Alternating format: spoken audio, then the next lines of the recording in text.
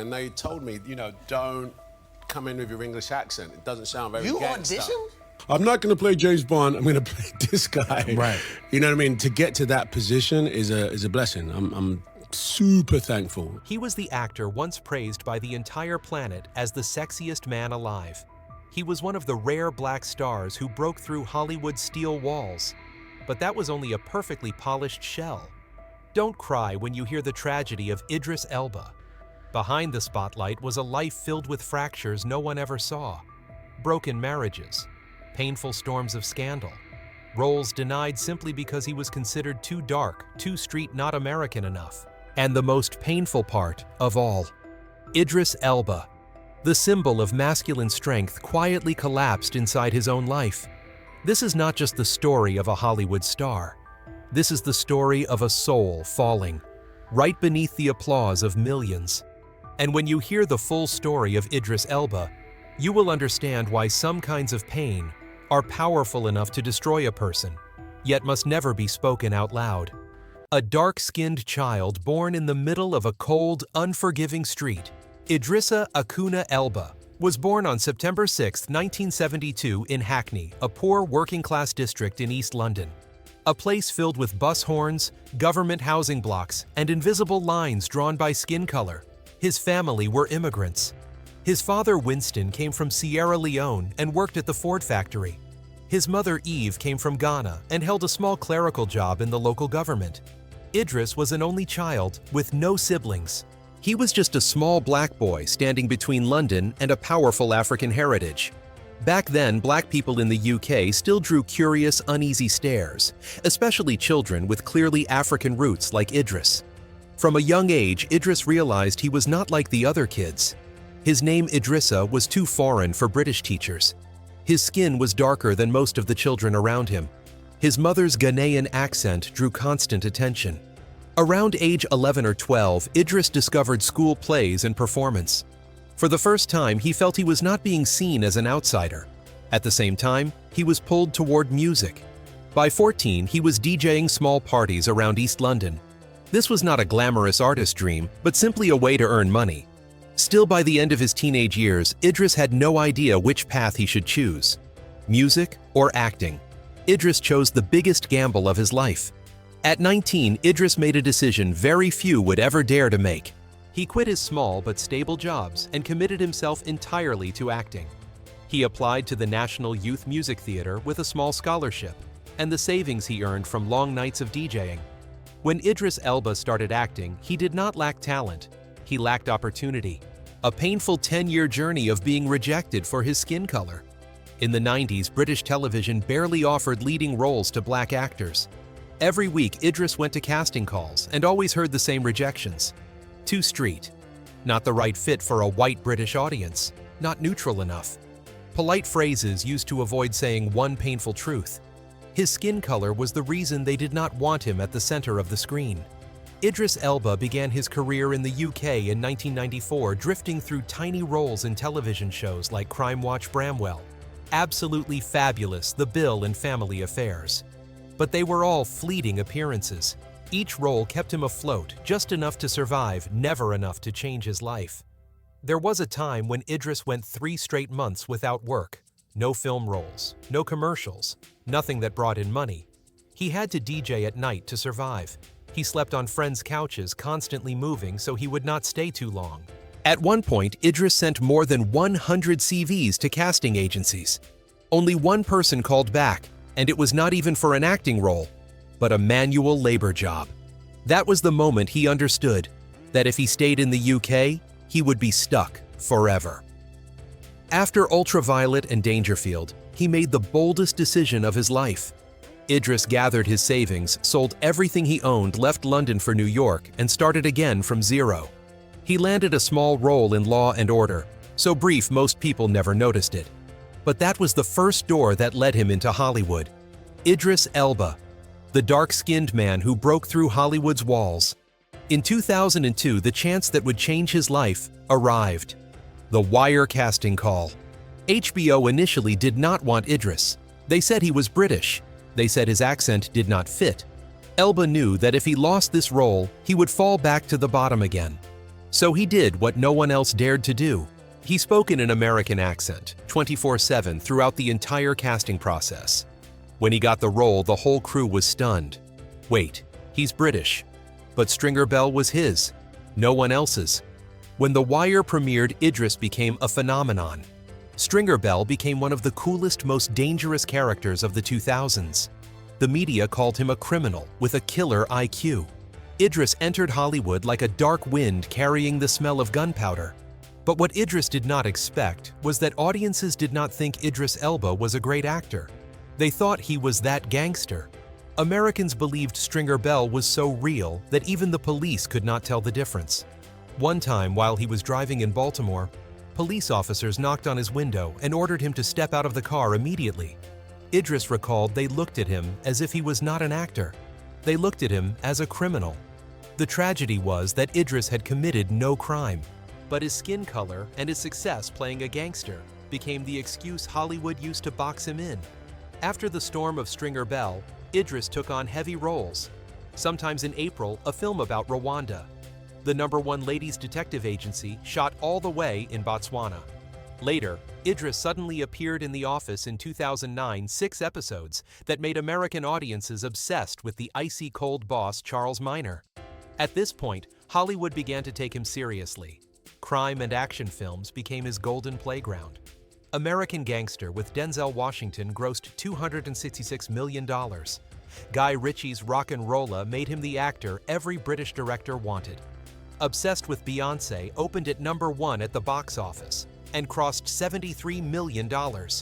From earning $60,000 per TV episode, Idris jumped to $2 million per film in just a few years.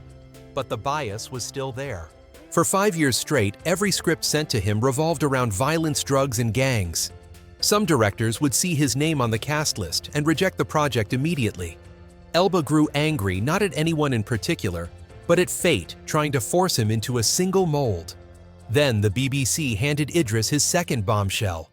Luther, a role that felt ripped from the shadows inside his soul. John Luther, the brilliant inspector, wrestling with the demons within himself. Elba performed as if he was tearing his own spirit apart piece by piece. The result was a Golden Globe, multiple Emmy nominations, and a clear declaration. Idris Elba was no longer just a British black actor. He was a category of his own. From here on, Hollywood could no longer ignore him. He launched straight into the Marvel Universe as Heimdall in Thor Ragnarok and Infinity War films that collectively earned over $3.1 billion. Pacific Rim turned him into a legendary meme. Mandela Long Walk to Freedom brought him to the most prestigious red carpets.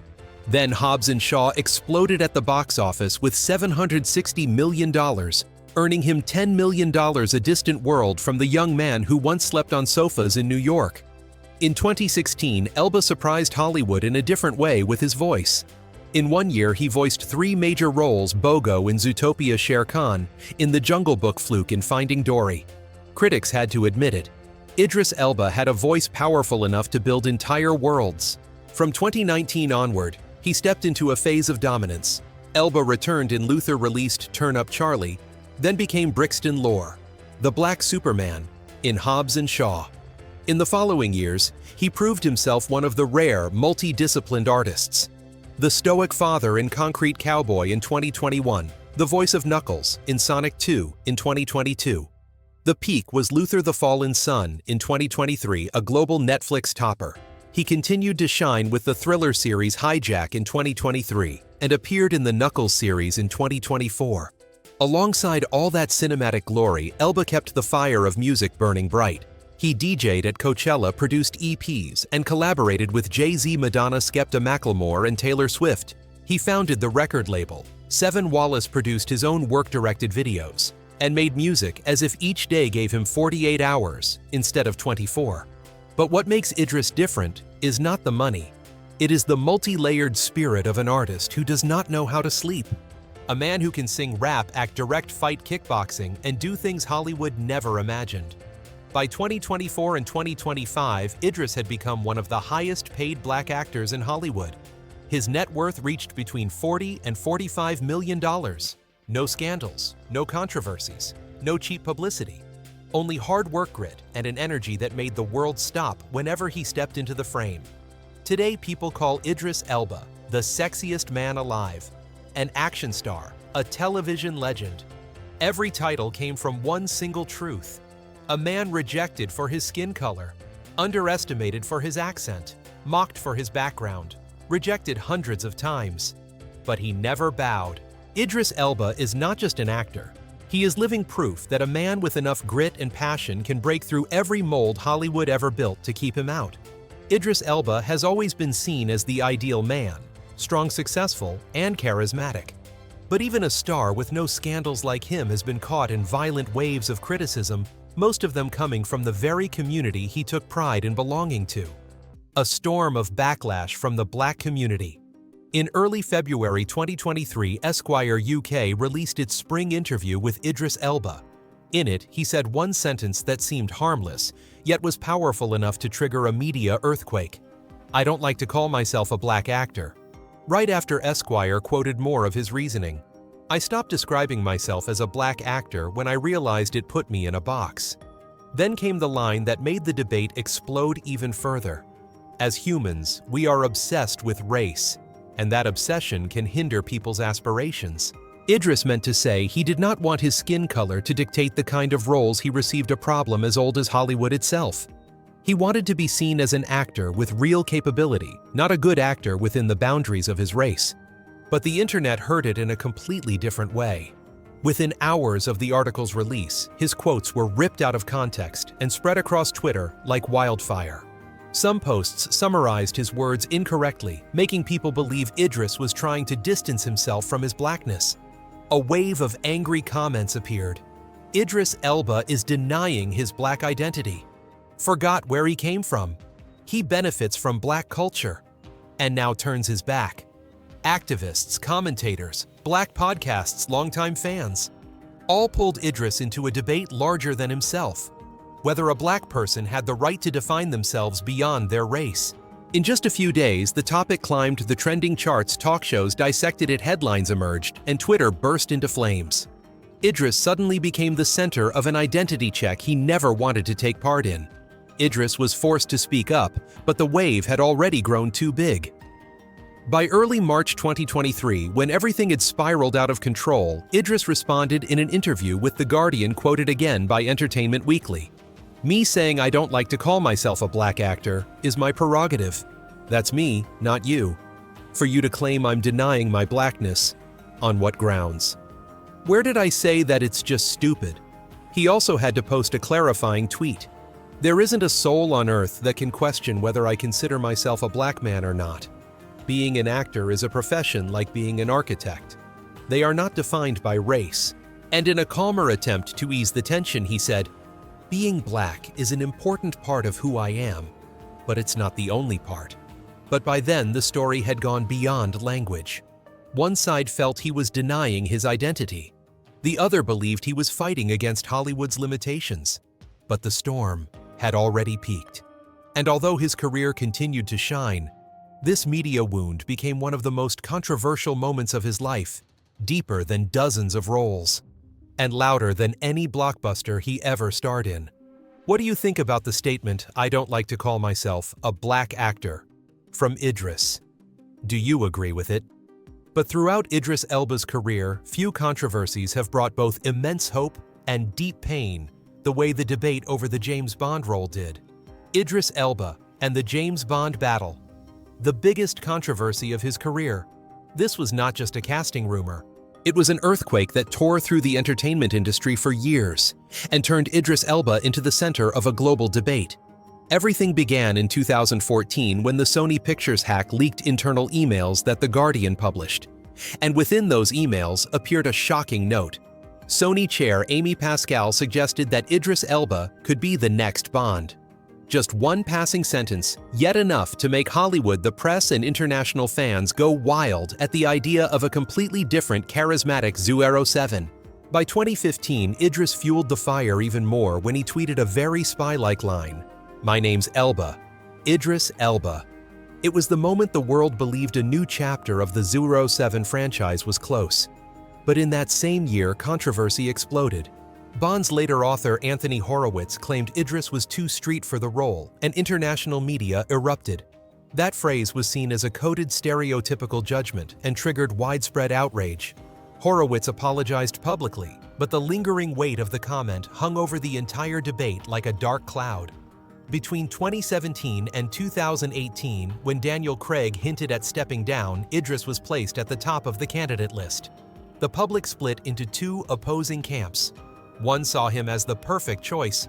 The other clung to old opinions. Pressure grew heavier. Idris finally went online to calm things down. Don't believe the hype. By 2021, Idris revealed for the first time how negative the reaction had become. In another Guardian interview, he admitted that part of the audience and media had grown so hostile that it became disgusting, a toxic experience that left him discouraged rather than excited about an opportunity that could have changed his career. And then, in 2022, Idris officially confirmed that he would not become James Bond. All the rumors, debates, and nearly a decade of expectations ended with one brief but bitter refusal. By 2023, Idris stated bluntly that the entire noise had drained him of any passion for the role. What should have been a glorious possibility became one of the most unpleasant wounds he ever carried in his career. The James Bond battle of Idris Elba was not just the story of a role he never signed for. It was a clash between hope for change and decades-old expectations. It was the journey of a talented actor trapped between praise, criticism, and expectations he never asked for. And in the end, it became a costly lesson about fame. Sometimes what the world calls a golden opportunity becomes the heavy shadow someone must carry for years afterward. It was not only the controversial statement, Idris Elba, the man with iron presence and a powerful build, truly fell apart mentally. Crisis. Idris Elba's chilling confession. In 2023, appearing on the podcast Changes with Annie McManus, Idris was not promoting a new film, not discussing billion-dollar projects. He talked about something Hollywood hates to hear: therapy. Not because he was weak, but because he had reached the limits of being human. Idris revealed that during his first therapy session, the therapist looked straight into his eyes and said a sentence that made him freeze. "You have some unhealthy habits that have really formed." What habits were those? Not drugs, not stimulants, but working himself to exhaustion. Idris said clearly, "I work in an industry that rewards me being a workaholic." He admitted a truth the public never sees. Nothing that's too extreme is good. Everything needs balance. Hollywood praised him for never stopping. The media celebrated his work ethic. Audiences loved seeing him everywhere. Film series, DJ gigs, commercials producing. But deep down, Idris knew he had lost control. There was a truth Idris only admitted once he was completely burnt out. "I'm an absolute workaholic," he said. "The things that make me relaxed end up being work." He could film 10 days straight, sleep only a few hours, skip meals, and still feel at peace. He was addicted to adrenaline, to running, to the feeling of always doing something so he would not have to face himself. And worse, he used work as a form of emotional anesthesia. Idris did not avoid it. He admitted using alcohol, clubbing, and late-night DJ sets as ways to quiet the noise inside his head. He said the loud music, flashing lights, and chaos of a nightclub made his mind feel calmer than any medication. He would stand in a DJ booth until 3 or 4 in the morning, not because he needed the money, but because going home and sitting on a sofa meant falling back into the whirlwind of anxiety and stress. Idris said, "Work exhilarates me. It relaxes me more than sitting with my family," which is bad, right? This was not scandal. This was the psychological tragedy of a man who kept running endlessly until he no longer knew what he was running from. That 2023 podcast became one of the rare moments Hollywood heard an A-list star admit to the dark side of an industry that created and encouraged it. Working until emotions go numb. Succeeding until you lose yourself. Fame so blinding that there is no room left for peace. Idris did not collapse from scandal. He almost collapsed from the very thing the world believed was his strength. His addiction to work disguised as ambition. The moment he hit the edge and the decision to save himself, eventually his body and mind could no longer endure it. Idris began experiencing functional depression, the kind that lets you keep working normally, while your spirit slowly dies. And finally, Idris had to admit it. He needed therapy. He needed to save himself. He cut down 70% of his workload, turning down 7 major projects in 2 years. He rebuilt his life from the smallest things. Meditation to calm a mind always burning hot. Boxing to release adrenaline in a healthier way. DJing not to escape, but to reconnect with music, the thing that kept him alive during his poorest days. For the first time, Idris Elba spoke publicly about the mental health of black men, breaking old beliefs about men having to be strong, silent, and endure everything. In his crisis, Idris did not just try to overcome addiction. He began the journey of healing. Idris had been running for 25 years, and finally, he stopped. Not only did he face mental crisis, Idris Elba also found himself caught in one of the most frequently resurfaced controversies, and surprisingly, it involved his own daughter. Nepotism scandal. His daughter losing a role in Beasts of No Nation. In 2015, Idris Elba Idris's daughter auditioned for a supporting role in the film Beasts of No Nation. She had high hopes of acting alongside her father, and the media predicted this could be the first stepping stone for a future industry legacy. But then something no one expected happened. Isan failed the audition. Not because she lacked opportunity, not because she wasn't famous enough, but because director Cary Fukunaga felt she wasn't right for the character. Idris did not intervene.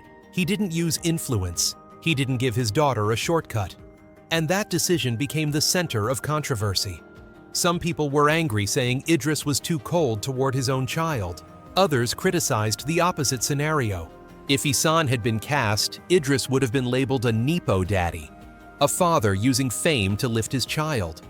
What was the result? Isan was angry with her father for 3 weeks, according to Idris. She couldn't understand why he didn't open the door for her the way other powerful actors often did for their children. A small family incident, but one that revealed something larger. Whether in Hollywood or real life, being a father has never been easy. Another quiet controversy followed Idris for years, something that never exploded into major headlines, but spread through circles of acquaintances, former colleagues, old friends.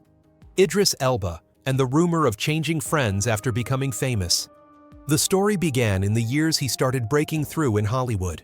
From a poor DJ in London doing odd jobs and living in public housing, Idris suddenly stepped into a world of blockbusters, red carpets, and a list showbiz.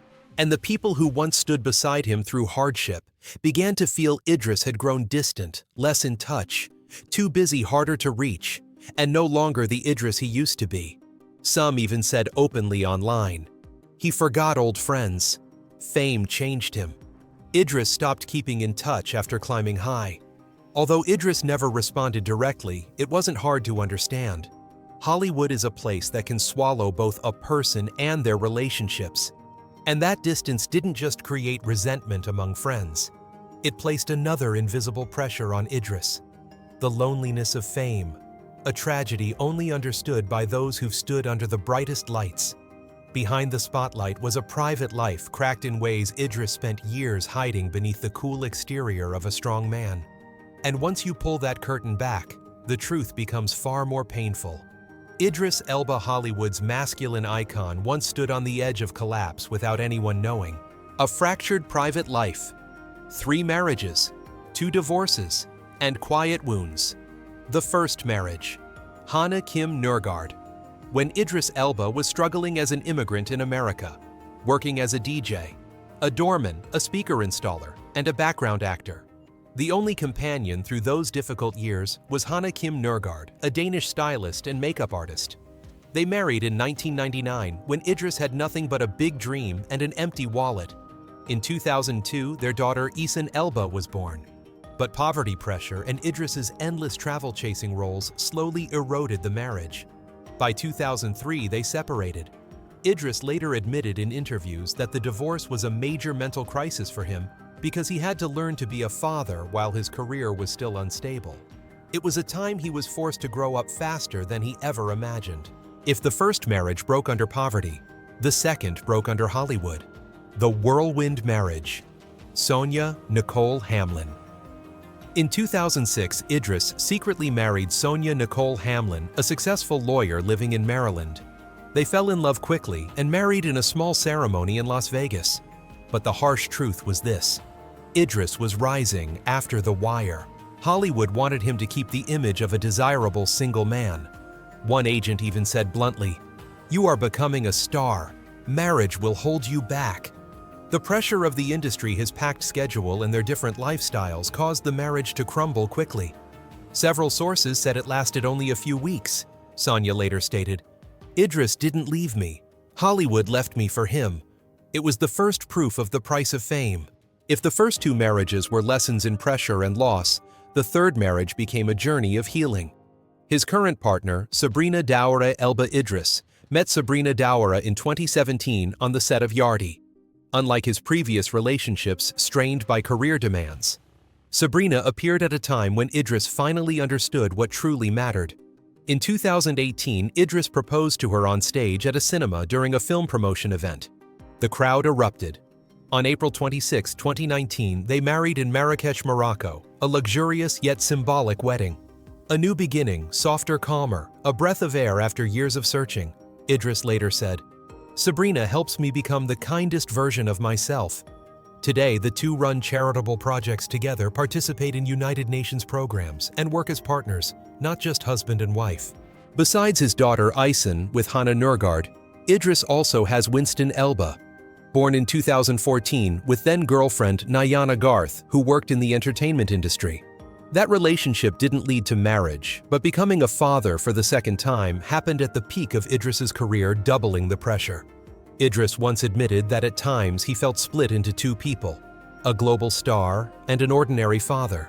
Idris Elba's love life was never a string of scandals, but a journey full of attempts to balance fatherhood, Hollywood's pressure, and the desire to build a real family.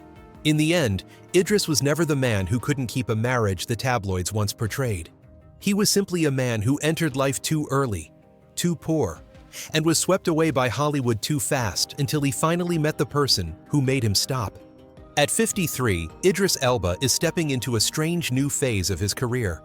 Wealthy but not flashy, famous but choosing to live more quietly, successful enough to become an icon yet searching for a completely different chapter in his life.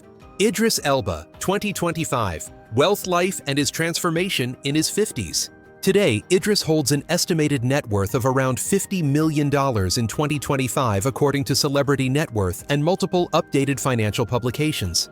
What makes him stand out is that his income doesn't come solely from film sets. Idris is one of the rare multidiscipline artists in Hollywood with a truly diversified career. Film and television actor, producer, international DJ under the name DJ Big Dries, entrepreneur with his own company and investment projects, and brand ambassador for major global companies. If wealth represents his success, then family is his strongest foundation. Idris married Sabrina Daoura Elba in 2019, and their relationship is considered one of Hollywood's most steadfast couples. Together, they co-founded the Elba Hope Foundation, supporting youth and creative communities around the world. In his 50s, Idris has become increasingly focused on his health. He trains regularly, practices meditation, and has scaled back his workload. In a 2024 conversation, he admitted, "I'm accepting that my body isn't what it used to be, but my mind is stronger than ever." Idris Elba is looking toward Africa. This is the most notable part of his current journey. Idris is shifting his focus toward Africa, where he aims to build an ecosystem of entertainment technology and sustainable development. His largest project is the smart city of Sherbro Island in Sierra Leone, a combination of tourism development, film studios, creative infrastructure, and green technology. Idris is not just a celebrity endorsing the project, he is a true co-developer with a vision to build a new cinematic center for Africa. He said, "I don't just want to make films, I want to build a place where others can make films." If the period from 2010 to 2020 was his journey conquering Hollywood, then 2025 and beyond is the journey of leaving a lasting impact. Idris doesn't want to be remembered only as an action star or a symbol of masculinity. He wants to become a cultural developer, a community builder, a figure changing the film landscape in Africa. His announcement that he will spend more time living and working in Africa marks a turning point reflecting a clear evolution in his goals. from a net worth of $50 million. A solid career, a fulfilling marriage to ambitious projects across Africa, Idris Elba is living the best years of his life. The Idris Elba of 2025 is a man who has weathered storms, stands at the top, yet remains humble, and is choosing to rewrite the future in his own way. A brilliant star, becoming a true creator. What do you think makes Idris Elba such a remarkable icon? Leave your thoughts in the comments. And if you enjoy stories about legends, lives of triumphs, struggles, light and darkness, make sure to hit subscribe to follow the channel. We have many more extraordinary figures to explore ahead. All data, analysis, and commentary in this video are presented based on information available at the time of production. The content is subject to change over time and should not be considered a definitive forecast. There is still so much more to explore. Stories of resilience, legacy, and truth. Feel free to dive into some of our top recommended videos now appearing on screen.